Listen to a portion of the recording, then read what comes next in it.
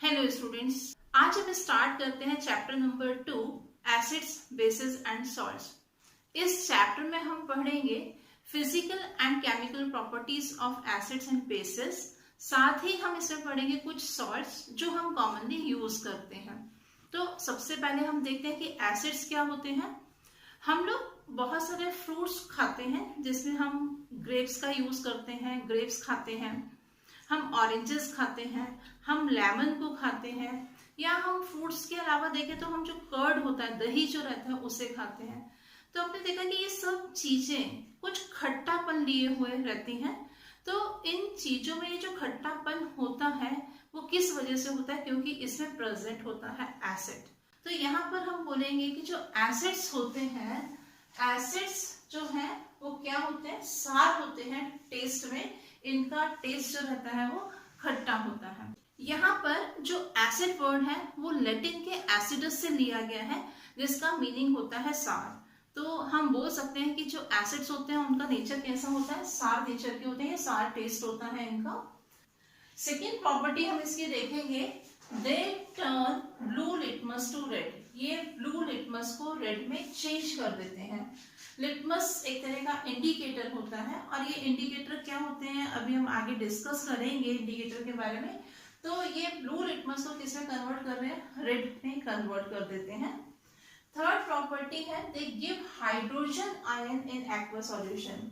Means जब हम किसी भी एसिड को वाटर में डिसॉल्व करते हैं तो वहां पर ये हाइड्रोजन आयन प्रोड्यूस करते हैं।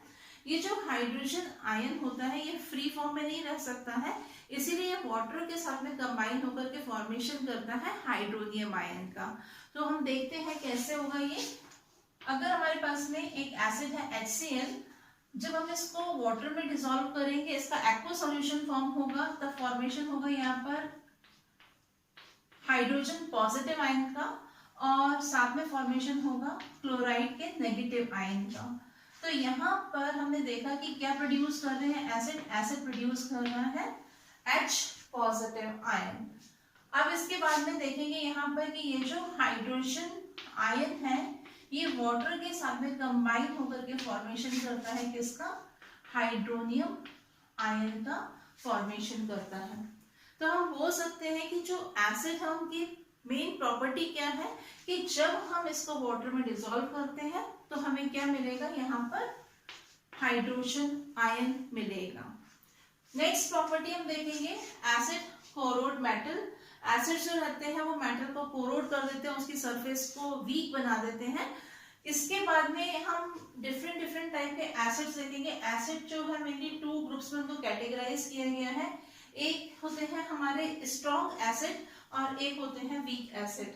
तो हम देखते हैं कि क्या होते हैं स्ट्रॉन्ग एसिड। ऐसे एसिड जो कंप्लीटली डिसोसिएट हो जाते हैं उसे हम बोलते हैं स्ट्रॉन्ग एसिड, और ऐसे एसिड जो कंप्लीटली डिसोसिएट नहीं होते हैं एक्वा सॉल्यूशन में उसको हम बोलते हैं वीक एसिड। तो यहाँ पर हम कुछ एग्जाम्पल देखते हैं और समझते हैं स्ट्रॉन्ग एसिड और वीक एसिड को। स्ट्रॉन्ग एसिड का एग्जाम्पल जो मेनली दिया है वो है हमारे पास में hydrochloric acid, sulphuric acid, nitric acid. ये सभी एसिड्स जो है वो कैसे होते हैं? स्ट्रॉन्ग एसिड्स होते हैं। तो हम पहले समझते हैं स्ट्रॉन्ग एसिड को। देखिए स्ट्रॉन्ग एसिड, सपोज कीजिए मेरे पास में यहाँ पर हाइड्रोक्लोरिक एसिड है। हाइड्रोक्लोरिक एसिड के मेरे पास में 10 मॉलिक्यूल है, और जब मैंने इसे वाटर में मिक्स किया तो वाटर में मिक्स करने के बाद में यहाँ पर मेरे पास में हाइड्रोजन आयन मिला मुझे और क्लोराइड आयन मिला। तो 10 हाइड्रोक्लोरिक जो एसिड है इसके 10 मॉलिक्यूल्स जो है कंप्लीटली डिसोसिएट हो गए। मतलब यहाँ पर 10 के 10 मॉलिक्यूल जो है वो डिसोसिएट हो गए किसमें? हाइड्रोजन एंड क्लोराइड आयन में। तो ऐसे एसिड जो कंप्लीटली डिसोसिएट हो गए उसको हम क्या बोलेंगे?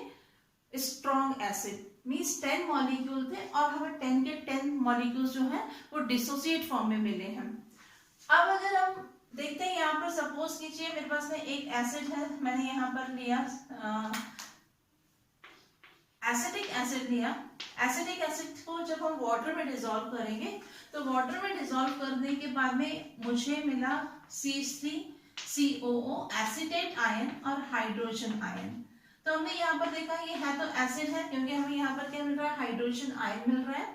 पर हम यहाँ पर क्या देखते हैं, सपोज करिए यहाँ पर मेरे पास में 10 मॉलिक्यूल है इसके एसिटिक एसिड के, पर जब इसका डिसोसिएशन होता है तो यहाँ पर मुझे 4 या 6 मॉलिक्यूल्स जो हैं वो डिसोसिएट दिखते हैं, बाकी के जो 6 मॉलिक्यूल हैं वो डिसोसिएट नहीं हुए, मतलब वो सॉल्यूशन में अभी भी CH3COOH के फॉर्म में है।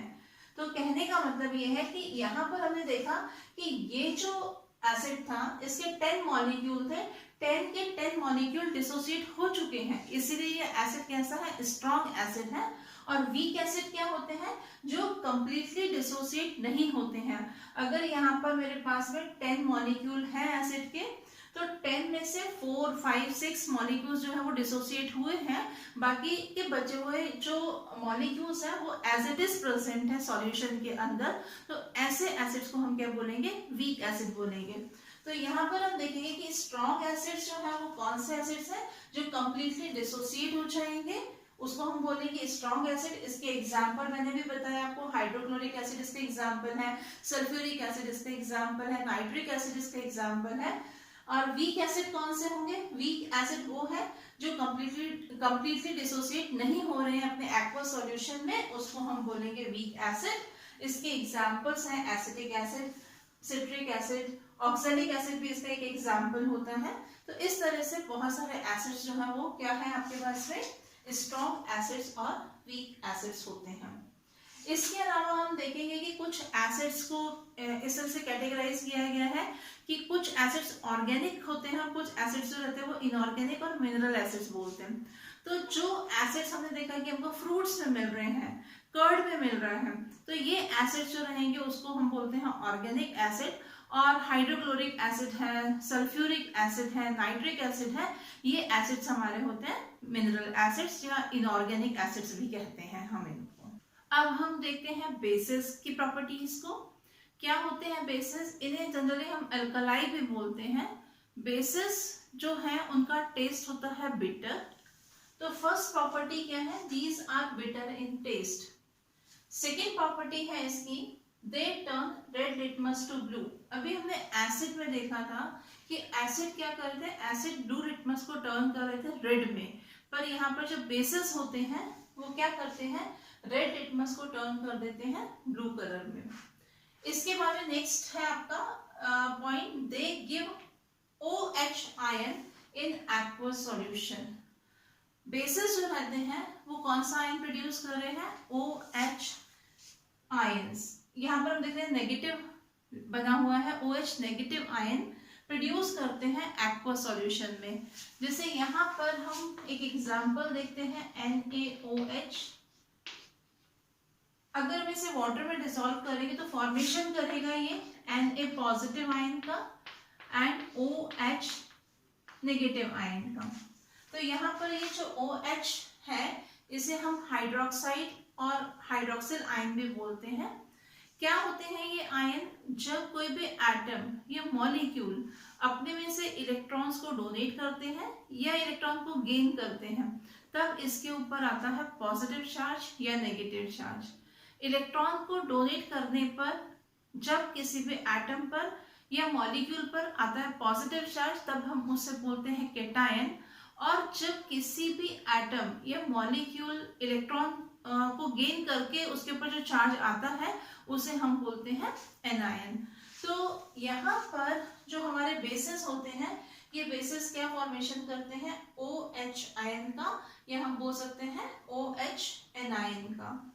इसके बाद में हम नेक्स्ट प्रॉपर्टी देखेंगे कि जो हमारे बेसिस रहते हैं, बेसिस सोपी इन टच। जैसे सोप को अगर अपन वाटर में डिसॉल्व करते हैं और उसको टच करते हैं तो आपने देखा होगा आपको चिकनापन सा महसूस होता है। तो जो बेसिस होते हैं, बेसिस भी कैसे होते हैं, सोपी होते हैं टच करने पर। इसके बाद में हम कुछ एग्जाम्पल देखते हैं बेसिस के। इनके एग्जाम्पल्स हैं NaOH sodium hydroxide, KOH potassium hydroxide, calcium hydroxide. इसके बाद में जो एक और बेस है वो है अमोनियम हाइड्रोक्साइड। हमने भी देखा था एसिड्स जो थे वो स्ट्रॉन्ग एसिड थे, वीक एसिड थे। सेम इसी तरह से डिसोसिएशन के बेस पर जो बेसिस है वो भी डिफरेंट टाइप के होते हैं। एक होते हैं हमारे पास में स्ट्रॉन्ग बेसिस। स्ट्रॉन्ग बेसिस वो बेसिस है जो कंप्लीटली डिसोसिएट हो जाएंगे, और वीक बेसिस वो होते हैं जो कंप्लीटली डिसोसिएट नहीं होते हैं एक्वस सॉल्यूशन में। तो स्ट्रॉन्ग बेसिस की कुछ एग्जांपल हमारे पास में sodium hydroxide, potassium hydroxide, calcium hydroxide है, और जो वीक बेसिस होते हैं उसका एग्जांपल है हमारे पास में अमोनियम हाइड्रोक्साइड। अब हम पढ़ते हैं इंडिकेटर्स। इंडिकेटर्स क्या होते हैं? अभी हमने प्रॉपर्टीज पढ़ी एसिड की और बेस की, तब हमने देखा था कि एसिड में ब्लू लिटमस चेंज हो रहा था रेड में, और बेसिस में हमने देखा था रेड लिटमस चेंज हो रहा था ब्लू कलर में। तो वहां पर जो लिटमस था वो एक तरह का था इंडिकेटर। तो इंडिकेटर्स क्या होते हैं? इंडिकेटर्स वो सब्सटेंसेस हैं जिनके कलर में या स्मेल में चेंज हो जाता है जब हम उनको डिफरेंट डिफरेंट सब्सटेंसेस के साथ में मिक्स करते हैं। तो हम बोल सकते हैं these are the substances which changes their color and smell in different substances. Different different type के इंडिकेटर्स हैं। फर्स्ट हम देखेंगे नेचुरल इंडिकेटर्स। जैसे नाम से ही पता चल रहा है कि ऐसे इंडिकेटर्स जो हमें नेचुरल प्लांट्स से मिले हुए हैं उनको हम बोलेंगे नेचुरल इंडिकेटर। तो ये इंडिकेटर्स मेनली हमको मिलते हैं लिटमस से, जिसकी अभी हमने बात की थी कि अगर हमारे पास में लिटमस जो है वो ब्लू है तो वो किसको बता रहा है, किसकी प्रेजेंस बता रहा है? एसिड की प्रेजेंस बता रहा है जब वो रेड में चेंज हो जाता है। और रेड लिटमस जो है वो चेंज होकर के ब्लू हो जाता है तो वो हमें किसकी प्रेजेंस बताता है? बेस की प्रेजेंस बताता है। तो यहाँ पर ये जो लिटमस है, लिटमस को नेचुरल तरीके से तैयार किया गया है। ये हमको मिलता है थैलोफाइटा में।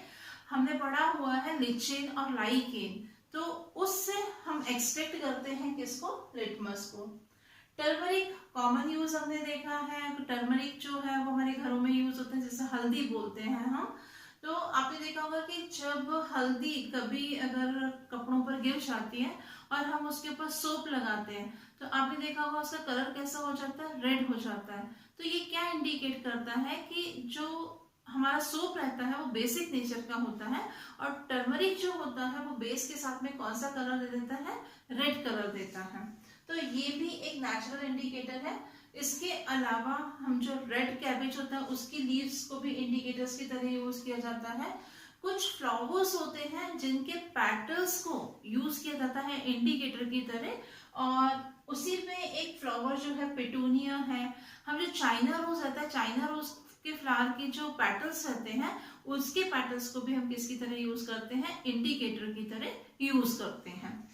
सेकेंड टाइप का इंडिकेटर है सिंथेटिक इंडिकेटर। सिंथेटिक इंडिकेटर वो केमिकल सब्सटेंसेस है जिन्हें लैबोरेटरी में बनाया जा रहा है, उसको हम बोलते हैं सिंथेटिक इंडिकेटर। और सिंथेटिक इंडिकेटर में मेनली हम जो लैब में यूज करते हैं वो दो इंडिकेटर यूज करते हैं। फर्स्ट है हमारे पास मिथाइल ऑरेंज और सेकेंड है हमारे पास फिनोल्फ्थलीन। मिथाइल ऑरेंज क्या होता है? मिथाइल ऑरेंज एसिड के साथ में देता है रेड कलर और बेस के साथ में ये देता है येलो कलर। और जो फिनोल्फ्थलीन रहता है जब हम इसे एसिड में डालेंगे तो इसके कलर में कोई चेंज नहीं आता, लेकिन जब हम इसे बेस के साथ में मिक्स करते हैं तो इसका कलर जो रहता है वो डार्क पिंक हो जाता है या वायलेट टाइप का इसका कलर हो जाता है। कुछ इंडिकेटर्स ऐसे हैं जो एसिड्स और बेसिस के साथ में डिफरेंट डिफरेंट स्मेल देते हैं। तो ऐसे इंडिकेटर्स को हम बोलते हैं ऑल्फैक्टरी इंडिकेटर्स, जिसमें हम वनीला एसेंस, जो कॉमनली आपने सुना होगा कि हम आइसक्रीम्स वगैरह में फ्लेवर के लिए यूज करते हैं, ये इंडिकेटर जो है वो कौन सा इंडिकेटर है? ऑल्फैक्टरी इंडिकेटर है। ऐसे ही क्लोव ऑयल, लौंग के तेल का नाम आपने सुना है, ये भी कौन सा इंडिकेटर है? ये ऑल्फैक्टरी इंडिकेटर है। और जो हम ऑनियन यूज करते हैं, घरों में प्याज यूज किया जाता है, वो भी एक तरह का कौन सा इंडिकेटर है? ऑल्फैक्टरी इंडिकेटर्स है। तो इंडिकेटर्स क्या है? ऐसे सब्सटेंसेस जो एसिड या बेस की प्रेजेंस में अपने कलर को चेंज कर देते हैं और इंडिकेट करते हैं एसिड और बेस को। तो इससे हम बोलते हैं इंडिकेटर। थ्री टाइप के indicators: natural indicators, synthetic indicator and olfactory indicators. अब हम देखते हैं इस एक्टिविटी को। आपको मालूम है कि हमारी लैब में बहुत सारे एसिड्स, बहुत सारे बेसेस होते हैं। तो यहाँ पर एक एक्टिविटी दी है 2.1, जिसमें कहा गया है कि आप अपनी स्कूल की लैब से कुछ सैंपल्स को कलेक्ट कीजिए और पता लगाइए कि वो एसिड्स हैं या बेसेस हैं। तो कुछ सैंपल जो दिए गए हैं आपकी एक्टिविटी में वो है आपके hydrochloric acid, formula HCl, sulphuric acid formula H2SO4, nitric acid formula HNO3, acetic acid formula CH3COOH, sodium hydroxide formula NaOH, calcium hydroxide formula CaOH whole twice, potassium hydroxide KOH, magnesium hydroxide MgOH whole twice and ammonium hydroxide NH4OH। इन samples से हमें पता लगाना है कि कौन से acids हैं, कौन से बेसिस हैं। तो अभी हमने देखा था कि इंडिकेटर्स की हेल्प से हम पता लगाते हैं एसिड्स को और बेसिस को। तो इस एक्टिविटी को परफॉर्म करने के लिए हमें क्या चाहिए रहेगा, हमें चाहिए होंगे डिफरेंट डिफरेंट इंडिकेटर्स। और यहाँ पर जो इंडिकेटर्स लिए हैं वो हमने लिए हैं red litmus, blue litmus, methyl orange and phenolphthalein. इस एक्टिविटी को परफॉर्म करने के लिए हम देखेंगे कि यहाँ पर 1 hydrochloric acid, sulphuric acid, nitric acid, acetic acid, ये चारों क्या है, एसिड्स हैं। ये इन चारों इंडिकेटर्स के साथ में सेम कैरेक्टर शो करेंगे, सेम चेंजेस शो करेंगे। इस तरह से यहाँ पर हम देखेंगे कि sodium hydroxide, calcium hydroxide, potassium hydroxide, magnesium hydroxide and ammonium hydroxide जो है ये सब बेसिस है। और ये भी क्या करेंगे, इन 4 डिफरेंट इंडिकेटर्स के साथ में सेम टाइप के चेंजेस शो करेंगे। तो हम यहाँ पर मेनली लेंगे hydrochloric acid and sodium hydroxide को। आइए अब हम देखते हैं इस एक्टिविटी को कि इसे कैसे परफॉर्म किया जाएगा। रिक्वायरमेंट है टेस्ट ट्यूब ड्रॉपर, ठीक है, then acid and base that is HCl and NaOH, different indicators. So सबसे पहले हम 4 टेस्ट ट्यूब लेंगे, ठीक है। हर टेस्ट ट्यूब में बेस का सैंपल ऐड करेंगे, ठीक है, NaOH in each test tube. Similarly हम set of another 4 test tubes लेंगे, उसमें हम एसिड ऐड करेंगे, ठीक है, HCl हमने लिया है, और हम चारों ही टेस्ट ट्यूब में small amount of acid add कर देंगे। तो first indicator is blue litmus, ठीक है। सो add small amount of blue litmus in base and in acid also. फिर हम ऑब्जर्व करेंगे colour change. In case of base blue litmus remain blue, ठीक है, whereas in case of acid blue litmus turn red.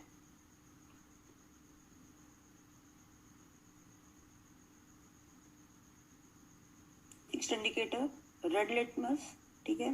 Similarly red litmus को भी हम base और acid में add करेंगे and we will observe the color change. So red litmus remain red in acid and changes blue in base. So base में it will turn into blue, whereas in case of acid it will remain red. Next indicator है methyl orange. Now again we add methyl orange, one in base and one in acid, ठीक है। कुछ sample हम acid में add करेंगे and methyl orange turn yellow in base and it will turn red in acid, ठीक है। तो methyl orange का डिफरेंट कलर होता है, it changes into yellow in base and red in acid. Next indicator है phenolphthalein, ठीक है। This one is the 4th indicator जो हम यूज कर रहे हैं। तो अगेन हम बेस में ऐड करेंगे तो it turn into pink colour, ठीक है, आप टेस्ट ट्यूब के कॉर्नर पे देख सकते हैं। whereas in case of acid it remain colorless. So ये एक पर्टिकुलर इंडिकेटर है जो एसिड में कोई कलर नहीं देता है, whereas in base it give pink color and in acid it remain colorless. तो हम रिपीट करते हैं जो अभी तक किया। मिथाइल ऑरेंज में yellow in base, red in acid. Red litmus blue हो जाएगा बेस में but remain red in acid. Blue litmus will remain blue in base and it also turn red in acid. And phenolphthalein base में pink और acid it remained colorless. तो अभी हमने इस activity में देखा कि हमने हाइड्रोक्लोरिक एसिड को 4 टेस्ट ट्यूब में लिया था, उसके साथ में हमने मिक्स किया था रेड लिटमस को, ब्लू लिटमस को, मिथाइल ऑरेंज को और फिनोफ्थलीन को। सेम ऐसे ही हमने 4 टेस्ट ट्यूब में लिया था सोडियम हाइड्रोक्साइड को, उसके साथ में मिक्स किया हमने 1 टेस्ट ट्यूब में रेड लिटमस को, सेकेंड टेस्ट ट्यूब में ब्लू लिटमस को, थर्ड टेस्ट ट्यूब में मिथाइल ऑरेंज को और फोर्थ टेस्ट ट्यूब में फिनोफ्थलीन को। तो हमने देखे डिफरेंट डिफरेंट कलर हमको मिले, हमने डिफरेंट डिफरेंट कलर को ऑब्जर्व किया। आपके एसिड में डिफरेंट कलर मिल रहे थे डिफरेंट इंडिकेटर्स के साथ में, बेसिस के कलर जो थे वो डिफरेंट थे डिफरेंट डिफरेंट इंडिकेटर्स के साथ में। तो देखते हैं क्या ऑब्जर्व किया हमने। जितने भी एसिड्स थे, हमने वहां पर सिर्फ हाइड्रोक्लोरिक एसिड लिया था, पर ये सभी एसिड्स के साथ में सेम प्रॉपर्टी शो करेगा कि रेड लिटमस जो था वो एसिड के साथ में कोई चेंज शो नहीं करता है, इसके कलर में कोई चेंज नहीं होता है। लेकिन यहाँ पर जो बेसेस थे वो क्या कर रहे थे, रेड लिटमस को ब्लू में चेंज कर रहे थे। तो रेड लिटमस को अगर हम एसिड में डालते हैं तो कोई चेंज नहीं होता, पर अगर हम इसे बेसिस में मिक्स करते हैं तो इसका कलर कैसा हो जाता है, ब्लू हो जाता है। सेम ऐसे ही यहाँ पर हम देखेंगे कि जो ब्लू लिटमस था, ब्लू लिटमस को जब हमने एसिड्स में मिक्स किया तो इसका कलर कैसा हो गया, रेड हो गया था। पर जब हमने इसे बेस के अंदर मिक्स किया, हमने लिया एक ही बेस था, पर हम देखेंगे कि ये सभी बेसेस सेम टाइप की प्रॉपर्टीज शो करेंगे। तो यहाँ पर जो बेसेस होते हैं वो ब्लू लिटमस जो है इन बेसेस के साथ में चेंज नहीं होता है। इसके बाद में हमने नेक्स्ट इंडिकेटर जो लिया था वो था मिथाइल ऑरेंज। तो हम क्या देखेंगे, मिथाइल ऑरेंज का कलर जो है वो एसिड्स के साथ में कैसा हो रहा था, रेड हो रहा था, और बेसिस के साथ में इसका कलर हो जाता है येलो। फिनोफ्थलीन एसिड के साथ में किसी भी तरह का चेंज शो नहीं करते हैं। फिनोफ्थलीन एज इट इज जैसा कलर रहता है उसका वैसा ही रहेगा, लेकिन जो बेसिस होते हैं वो फिनोफ्थलीन को जो कलर देते हैं वो कौन सा कलर आता है, फिनोफ्थलीन का डार्क पिंक हो जाता है, या ये कौन सा कलर हो जाता है, वायलेट होता है। तो इस तरह से हमने देखा कि हम इंडिकेटर्स की हेल्प से हमारी लैब में जो डिफरेंट डिफरेंट एसिड्स और बेसिस हैं हम उनको आइडेंटिफाई कर सकते हैं। अब हम देखते हैं एक्टिविटी 2.2।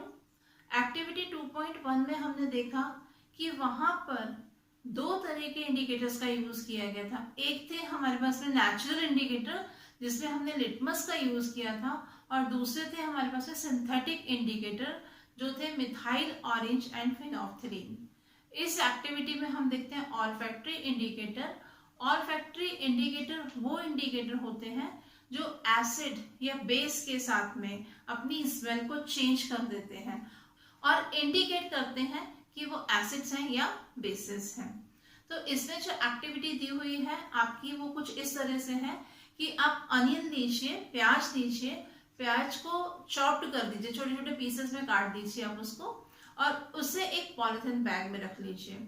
उस पॉलिथीन बैग में कपड़े के 3 पीसेस यानी कि 3 स्ट्रिप्स, लंबी लंबी पट्टियां काट लीजिए, और उसे भी उस अनियन के साथ में, चॉप्ड अनियन के साथ में पॉलिथीन बैग में रख लीजिए।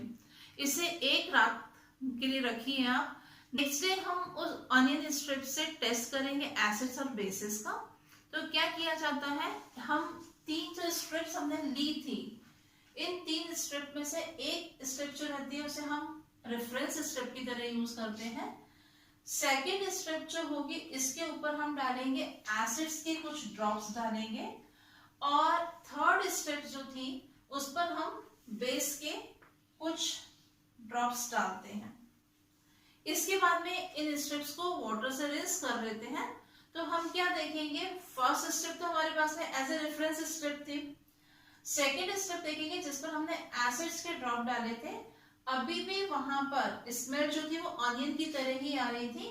तो इससे पता चलता है कि अगर हम इस इंडिकेटर पर, यानी कि जो हम onion as a olfactory indicator use कर रहे हैं, इस इंडिकेटर पर अगर कोई एसिड आता है तो इसकी स्मेल जो होती है वो चेंज नहीं होती है। यहाँ पर हम देख रहे हैं कि same as reference strip, onion जैसी स्मेल पहले आ रही थी वैसी ही स्मेल आती है, इस स्ट्रिप की स्मेल में कोई चेंज नहीं होता है।